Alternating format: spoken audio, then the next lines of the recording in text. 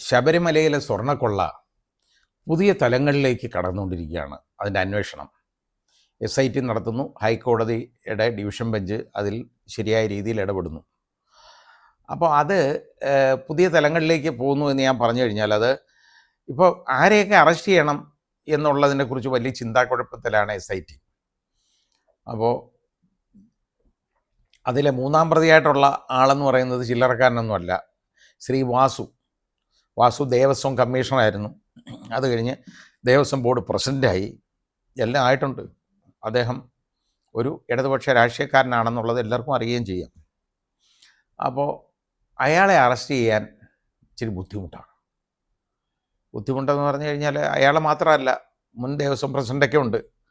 അവരെ ഒന്നും അറസ്റ്റ് ചെയ്യാനൊക്കെ വലിയ പാടാണ്. കാര്യം ഈ മാർക്സിസ്റ്റുകാരെ ഒന്ന് അറസ്റ്റ് ചെയ്യാൻ, CPMകാരെ ഒന്ന് അറസ്റ്റ് ചെയ്യാനായിട്ട് അങ്ങോട്ട് പോകുന്ന കൈ ഒന്ന് അറക്കിഞ്ഞ് പിൻവലിയും. അതിനൊരുപാട് സാങ്കേതിക കാരണങ്ങളുണ്ടാവും. ഹൈക്കോടതി നിർദ്ദേശിച്ചാൽ അറസ്റ്റ് ചെയ്യും എന്നുള്ള ഒരു കാഴ്ചപ്പാടാണ്. ബാക്കി ഇപ്പം എല്ലാം ഉണ്ണികൃഷ്ണൻ പോറ്റിയെ അറസ്റ്റ് ചെയ്തല്ലോ, ഒരു കുഴപ്പമില്ല. ആ ഉണ്ണികൃഷ്ണൻ പോറ്റിയെ അറസ്റ്റ് ചെയ്തു. ആ ഉണ്ണികൃഷ്ണൻ പോറ്റി വളരെ സുസ്മേരവതനായിട്ട് കുളിച്ചൊരുങ്ങി നല്ല വൃത്തിയായിട്ട് താടിയൊക്കെ മിനുക്കി ശരിയാക്കി ഇരുന്ന് മാധ്യമങ്ങളിലൊക്കെ ഇരിക്കുകയാണ്. വളരെ സന്തോഷവാനാണ്, നമുക്ക് കാണാം. അയാൾക്ക് യാതൊരു ബുദ്ധിമുട്ടുമില്ല. പിന്നെ അതുപോലെ മുരാരി ബാബുവിനെ അറസ്റ്റ് ചെയ്തു. മുരാരി ബാബുവിന് ഇത്തിരി ആരോഗ്യപരമായ പ്രശ്നങ്ങളൊക്കെ ഉണ്ടെന്നൊക്കെ ചൂണ്ടിക്കാണിച്ചു. ഏതായാലും അയാളെ പരിശോധിപ്പിക്കുകയൊക്കെ ചെയ്തു. ഏതായാലും അയാളെ ക്വസ്റ്റ്യൻ ചെയ്തു. പിന്നെ സുധീഷ് കുമാർ എന്ന് പറയുന്ന ഒരാളുണ്ട്, അയാളെ അറസ്റ്റ് ചെയ്തു. അയാളും ആയി. ഇനി അറസ്റ്റ് ചെയ്യപ്പെടേണ്ട പ്രതി എന്ന് പറഞ്ഞാൽ യഥാർത്ഥത്തിൽ ശരിയായ പാർട്ടിസിപ്പേഷൻ ഉണ്ട് എന്ന് SIT കണ്ടെത്തിയത് ശ്രീ വാസുവിനാണ്. ഈ കട്ടളപ്പടി അതിൽ സ്വർണം പൊതിഞ്ഞിരുന്നുവെന്ന് വാസുവിനൊഴികെ ബാക്കി എല്ലാവർക്കും അറിയാം. അവിടുത്തെ ദേവസ്വം എക്സിക്യൂട്ടീവ് ഓഫീസർ എഴുതി കൊടുത്തു, സ്വർണം പാളി പൊതിഞ്ഞ ചെമ്പ് തകിടുകൾ എന്നെഴുതി. അത് എക്സിക്യൂട്ടീവ് ഓഫീസർ എഴുതി കൊടുത്തെങ്കിലും അത് വാസു എഴുതി വന്നപ്പോൾ ഈ സ്വർണം പൊതിഞ്ഞിരുന്ന എന്നുള്ള ഒരു പ്രശ്നമില്ല, ചെമ്പ് പാളി എന്ന് മാത്രമാക്കി. അപ്പോൾ അവിടെ തൊട്ട് തുടങ്ങി ഈ മോഷണം. ഇപ്പോൾ പുറത്ത് വന്നേക്കുന്നത് ആ ഫ്രണ്ട് ഡോറുണ്ടല്ലോ ശ്രീകോവിലിൻ്റെ, ആ മുൻ കതക്, ആ കതകിൽ സ്വർണം പൊതിയാനായിട്ട് വിജയമല്ലി കൊടുത്തിരുന്ന സ്വർണത്തിൽ നിന്നും ഏതാണ്ട് 2516 ഗ്രാമോ മറ്റോ സ്വർണമാണ്, 24 കാരറ്റ് അതിൻ്റെ സ്വർണ്ണ തകിടാണ് ഉപയോഗിച്ചത്. അത് മുഴുവൻ ഇളക്കി കൊണ്ടുപോയിട്ടുണ്ട്. ആ വാതിൽപ്പാളി ഇളക്കി അങ്ങ് മാറ്റി കൊണ്ടുപോയി. ഇപ്പോൾ അതിന് ശേഷം ഒരു പുതിയ വാതിലങ്ങ് പണിഞ്ഞു. അതിന് പറഞ്ഞ കാര്യങ്ങളെന്ന് പറഞ്ഞാൽ അതിൽ എലി കയറുന്നുണ്ട്, പൂച്ച കയറുന്നുണ്ട് എന്നൊക്കെയാണ് ഓരോ കാരണങ്ങൾ. അപ്പോൾ വാതിൽ മാറ്റണമല്ലോ.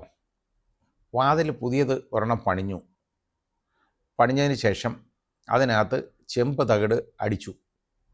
ചെമ്പ് തകിട് പതിച്ചിട്ട് അതിൽ സ്വർണം പൂശി. അതിന് 320 ഗ്രാം സ്വർണം മതിയായിരുന്നു. അപ്പോൾ 2516 ഗ്രാം സ്വർണം അടിച്ചു മാറ്റിയിട്ട് 320 ഗ്രാം സ്വർണം ഇതിൽ പൂശിയിട്ടുണ്ട്. അത് തന്നെ സ്വർണ്ണമാണോ എന്ന് പോലും നമുക്കറിയില്ല. അതിൻ്റെ ക്വാളിറ്റി എന്താണെന്ന് അറിയുന്നില്ല. അത് എത്ര ക്യാരറ്റുള്ള സ്വർണ്ണമാണെന്ന് പോലും അറിയുന്നില്ല.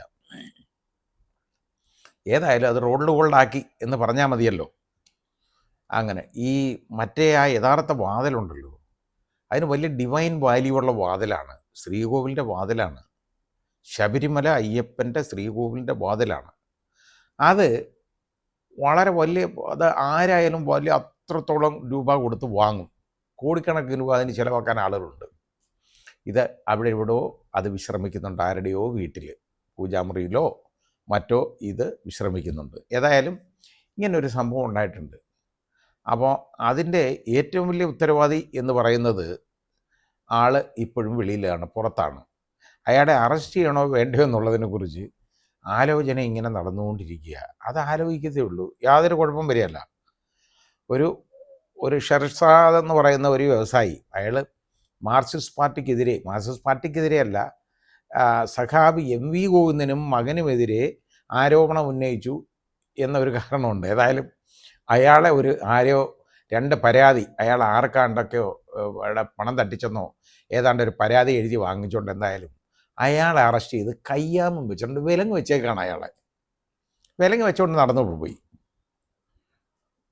അതിനൊന്നും ഒരു പ്രശ്നമില്ല. കാരണം എന്താ, അയാൾ എം വി ഗോവിന്ദനെയും മോനെയൊക്കെ പറഞ്ഞല്ലേ, ആരോപണം പറഞ്ഞല്ലേ. അപ്പോൾ അയാളെ അറസ്റ്റ് ചെയ്യുന്നതുകൊണ്ട് കുഴപ്പമൊന്നുമില്ല. അയാളെ അറസ്റ്റ് ചെയ്യാം. പക്ഷെ അയാളെ കയ്യാമം വെച്ചോണ്ടാ പോയേ. ഈ ഉണ്ണികൃഷ്ണൻ പോയിട്ട് ഇത്രയും വലിയ സ്വർണ്ണക്കൊള്ള നടത്തിയവനാണ്. അയാളെ കയ്യാമം വെച്ച് നമ്മൾ കണ്ടിട്ടുണ്ടോ? ഇല്ല. മുരാരി ബാബുവിനെ കയ്യാമം വെച്ച് നമ്മൾ കണ്ടോ? അതുമില്ല. ഇതിനകത്തൊക്കെ അറസ്റ്റ് ചെയ്യപ്പെട്ട ആരെയെങ്കിലും കയ്യാമം വെച്ചിട്ടുണ്ടോ? ഒന്നുമില്ലല്ലോ. വിലങ്ങണിയിക്കാതാണ് അവരെ ഒക്കെ കൊണ്ടു നടക്കുന്നത്. ഒരു പ്രശ്നമില്ല.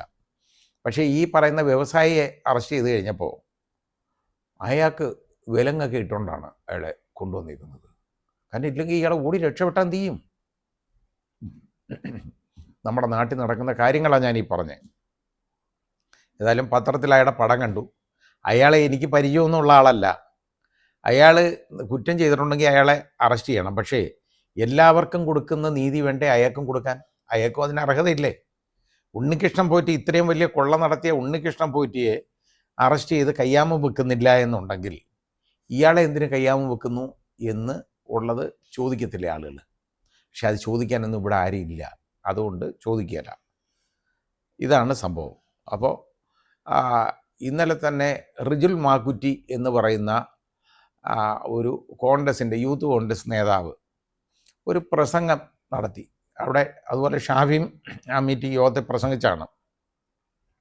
റിജുൽ മാക്കുറ്റി സാധാരണ രാഷ്ട്രീയ ആരോപണം പറയുന്ന പോലെ മുഖ്യമന്ത്രിക്കെതിരെ സംസാരിച്ചിട്ടുണ്ട്. മുഖ്യമന്ത്രിയും BJP-യുമായിട്ട് അവിശുദ്ധ ബന്ധമുണ്ട് എന്നൊക്കെ ഉള്ളതാണ് അയാൾ പറഞ്ഞത്. അതിന് DYFIക്കാർ തെറിയും പറഞ്ഞുകൊണ്ടാണ് കുറേ പേര്, ഒരു 10-15 പേര് കാണും, ഒരു പ്രകടനവും നടത്തി റോഡിൽ കൂടെ. അതും ഇന്നലെ കാണാനിടയായി. നമ്മുടെ നാട് എങ്ങോട്ടാണ് പോകുന്നത്? അയാൾ പറഞ്ഞത് രാഷ്ട്രീയമായിട്ട് എല്ലാ രാഷ്ട്രീയക്കാരും പറയുന്ന ആരോപണങ്ങളാണ് അയാളും പറഞ്ഞത്. പക്ഷേ ഇത് അയാൾ പറഞ്ഞപ്പോഴത്തേക്ക് അത് നമ്മുടെ ബഹുമുഖ്യനായതുകൊണ്ട് വലിയ പ്രശ്നമായി കേട്ടോ. DYFIക്കാർക്ക് സഹിക്കാൻ വയ്യ. നീക്ക് എന്നാ നന്നാവുന്നതെന്ന് ഒന്ന് സ്വയം ഒന്ന് ചിന്തിക്കുക. കാരണം ഇത്രത്തോളം അഴിമതികളും അക്രമങ്ങളും കണ്ടിട്ട് നിനക്കൊന്നും മതിയായില്ലേ? മടുക്കുന്നില്ലേ? എനിക്ക് സംശയമാണ്. എന്ത് വേണമെങ്കിലും ചെയ്തോളൂ, എന്തും വിളിച്ചു പറയാം. അപ്പം നമ്മൾ കണ്ട് PM ശ്രീയിൽ ഒപ്പിട്ടത് വളരെ രഹസ്യമായിട്ട് പോയി അങ്ങ് റെഡിയാക്കി കൊടുത്തതിന് ശേഷം നാണം കെട്ട് അവസാനം മുട്ടുമടക്കി CPIയുടെ മുമ്പിൽ ഇത് മരവിപ്പിക്കാൻ ഞങ്ങൾ ഇതില്ല എന്ന് പിന്മാറാനായിട്ട് ലെറ്റർ കൊടുക്കാമെന്ന് പറഞ്ഞു. ആ ലെറ്റർ ഇതുവരെ ഡ്രാഫ്റ്റ് ചെയ്യുന്നില്ല കേട്ടോ. ഏതായാലും പിന്മാറാൻ ലെറ്റർ കൊടുക്കാം എന്ന് പറഞ്ഞിട്ട് ഏതായാലും CPIയുടെ അതൊന്ന് ശരിയാക്കി എടുത്തു. അവരെ മന്ത്രിസഭയിലെ പാർട്ടിസിപ്പേഷൻ ശരിയാക്കി. പക്ഷേ അത് കഴിഞ്ഞിട്ട് ഇപ്പം അനങ്ങാതിരിക്കുക. ആറിയ കഞ്ഞി പഴങ്കഞ്ഞി എന്ന് കേട്ടിട്ടില്ലേ? അങ്ങനെയാണ്. അപ്പോൾ ഏതായാലും ആ രീതിയിലേക്ക് പൊയ്ക്കൊണ്ടിരിക്കുക. ഇതാണ് നമ്മുടെ ഇപ്പോഴത്തെ രാഷ്ട്രീയ കാലാവസ്ഥ എന്ന് പറയുന്നത്. ഇതാണ് ഏതായാലും ഒരു വളരെ വളരെ മോശമായ രീതിയിലേക്കാണ് ഇതെല്ലാം പോയിക്കൊണ്ടിരിക്കുന്നത്. ഇപ്പോൾ ശബരിമല ആയാലും അവിടെ ആയാലും എവിടെ ആയാലും ശരി, അവിടെയൊക്കെ രാഷ്ട്രീയത്തിൻ്റെ അതിപ്രസരം ഉണ്ടായിക്കൊണ്ടിരിക്കുകയാണ്. ജനങ്ങൾ ചിന്തിക്കേണ്ട രാഷ്ട്രീയമായിട്ടല്ല എല്ലാ കാര്യങ്ങളും. ഈ കക്ഷി രാഷ്ട്രീയത്തിന് അതീതമായിട്ട് എല്ലാവരും ചിന്തിക്കണം, ആലോചിക്കുകയും വേണം. പക്ഷെ അതൊന്നും ഇവിടെ ആരും ചെയ്യുന്നില്ലല്ലോ. ഏതായാലും ഇങ്ങോട്ട് അടിച്ചിടത്തോട്ട് പോകുന്നെങ്കിൽ പോയിടത്തോട്ടിട്ട് അടിക്കുക എന്ന് പറയുന്നതാണ് നമുക്ക് നല്ലത്. എനിക്കിപ്പോൾ ഒരു സന്തോഷമുള്ളത്, നമ്മുടെ സംസ്ഥാനം എന്ന് പറയുന്നത് ലോകശ്രദ്ധ നേടുന്ന ഒരു സംസ്ഥാനമായിട്ട് അങ്ങ് മാറും. അതിൻ്റെ കാര്യം എന്തോ അറിയോ?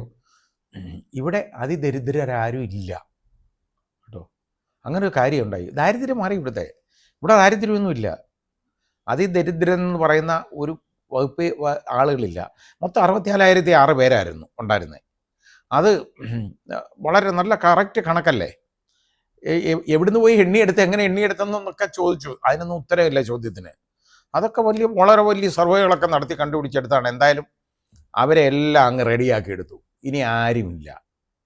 പക്ഷേ വീട് തകർന്ന് ഒന്നുമില്ലാതെ കിടക്കുന്ന ധാരാളം ആളുകളുണ്ട്. ഈ ആശമാർ എന്ന് പറയുന്ന പട്ടിണി പാവങ്ങളുണ്ട്.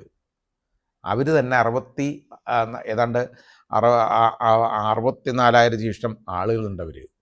അവർ 66,000 ഇഷ്ടം ആളുകൾ. അവർക്കെല്ലാം അവർക്കൊന്നും ദാരിദ്ര്യമില്ല കേട്ടോ. ഇതിൻ്റെ അളവുകോൽ എന്താണെന്നൊന്ന് കാണണം. അതായത് ഇപ്പോൾ ഇതിൻ്റെ ഏറ്റവും വലിയ പ്രശ്നം അനുഭവിക്കാൻ പോകുന്നത് ഈ മഞ്ഞക്കാടിൻ്റെ സുഖം അനുഭവിച്ചിരുന്ന ഈ ദരിദ്രരെന്ന് പറയുന്ന ഒരു വിഭാഗം ഉണ്ടായിരുന്നല്ലോ, അവരാണ്. കാരണം അവർക്ക് ഇനി ഒന്നും കിട്ടത്തില്ല. ഏതായാലും കൊള്ളാം, സന്തോഷമുണ്ട് എനിക്ക്.